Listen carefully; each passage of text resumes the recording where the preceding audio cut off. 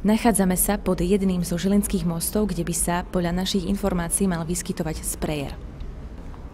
V diaľke už vidím nejakú siluetu a vyzerá, že by to mohol byť náš človek, writer, ktorého hľadáme. Ideme to preskúmať, či je to teda naozaj on. Po mojej pravici už stojí writer, ktorý si hovorí Gabo L. a mňa by zaujímalo, prečo sa tak vlastne voláš.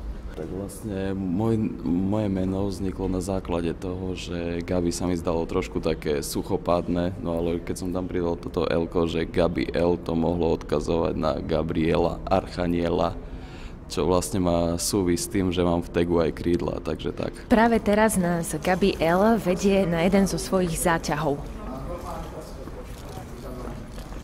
Nachádzame sa práve na záťahu a mňa by zaujímalo, prečo si vybral toto miesto. Tak toto miesto som si vybral hlavne kvôli tomu, že sme tu chodili od malička s našimi kamarátmi za 12-13 rokoch.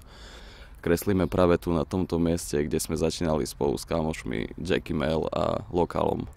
Gabi L už vyťahuje z vrecka sprej a pripravuje pre nás niečo.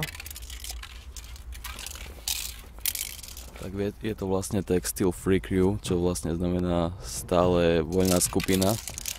A znamená to vlastne to, že k nám, slobodným umelcom, sa môže pridať vážne každý a prezentovať svoje názory nie je hriech. Nás by ešte zaujímalo, kedy začal taký ten prvý impuls, že začneš sa venovať graffiti scéne.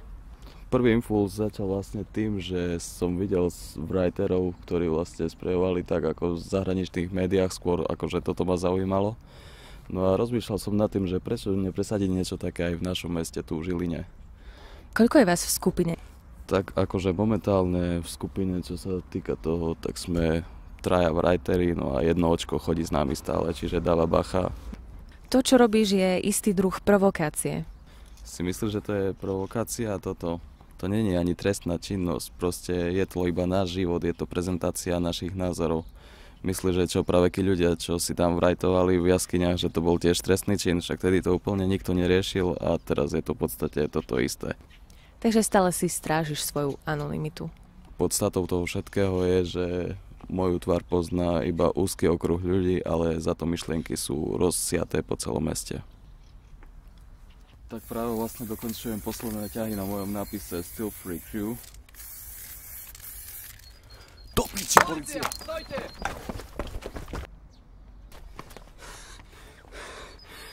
Presne toto je čaro tohto umenia.